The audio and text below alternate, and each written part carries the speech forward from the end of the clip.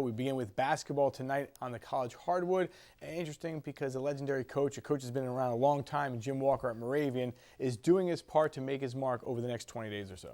Yeah, it's going to be kind of interesting trying to raise some money. We'll get into that in a minute, but obviously a guy that knows what it takes to make a foul shot, that's for sure.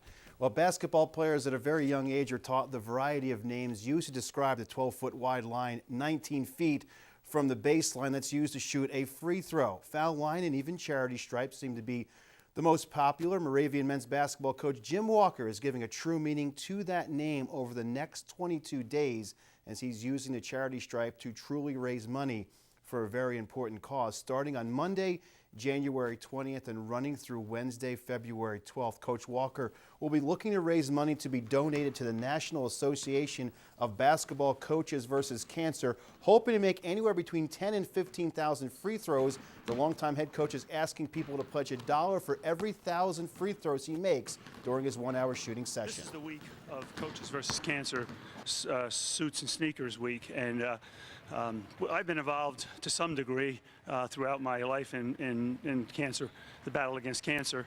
I lost my dad to cancer at an early age, and a couple of other relatives, close relatives. So I did some things, but I never felt inside me that I was doing enough. You know, I've always felt that money can make a difference in research and everything else, and the more money we pour into things, the more chance we have of winning the battle. And I know it's about people and effort and everything else too, but raising money is a big thing for the cancer side. The government doesn't support it, and so anyway, the coaches do, and I thought I could do more. So I kicked around a number of ideas. I thought about them. I considered a long time marathon of hours. I went and looked at the records. Believe it or not, a guy made 18,000 free throws in 24 hours, shooting 24 hours straight. So I figured, well, if that's the case in 24 hours, I can make 10,000, and if I can get enough people interested to give me $1 for every 1,000, so we can give it to the Cancer Society, that would make a difference. And so my goal was to make 10,000 in 24 hours. 24 hours straight is a near impossibility unless you train extensively for it, which I'm not going to be able to do. But I figured if I could shoot 1 hour a day for 24 straight days, that would have the same impact. And so I mailed out flyers to friends and family and people at the college, and Saturday will be our day that we'll also try to get some support for the program as well. So I'm on my second day now, and in 24 days, if you average 500 made a day, it's 12,200, right? Something like that. So I'm going to average over 500 a day. In the first 2 days, I'm over 500. I had a little better day yesterday than today, but I'm over 500 a day, and I know that I can make it. I have some inspiration behind me, and I've got some people here at the college that help me with the rebounding. Some of the younger guys are good rebounders, so we're gonna get 10,000 in 24 days, and we've got a lot of support already for it. So I'm sure that will increase.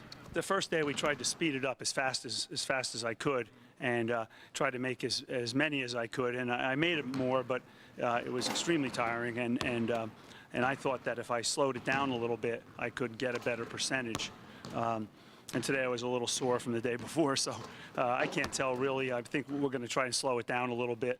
In the 2 days when I had to speed it up pretty good, I've made over 70% of the free throws. But my goal is, if I take it slow and do it slow, I'm certain I can make 80%. But I don't know about over an hour. So, but the numbers are right. If we have a good rebounder and get the ball back quickly, and I shoot within a reasonable amount of time, I can average over 500 a day. Good luck with that. 80% would be pretty impressive, that's for sure. Down to business on the hardwood for the Moravian men. The Hounds travel to Kings Point, New York tonight to take on the United States Merchant Marine Academy in a key landmark conference game.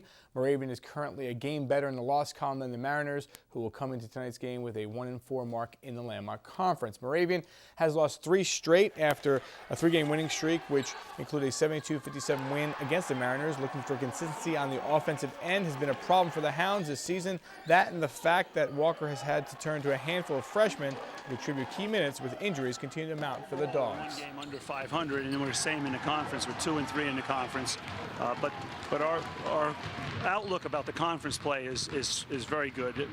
We're in a good position. We're 2-3.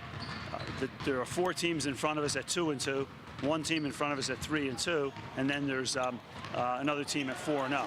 And everybody is close. I know that Catholic really has played very well and beat us pretty badly in the last game, but they've played well against everybody, and they're having a good year in the conference. And so, but the playoff positions, 4 teams make the playoffs, and we feel good about our chances of being able to be in one of those 4 playoff positions. We've struggled on the offensive end a lot this year, and our defense has generally been good. It wasn't great against Catholic on Saturday, but every other game it's been good. Even in the games we've lost, we've played defense well. But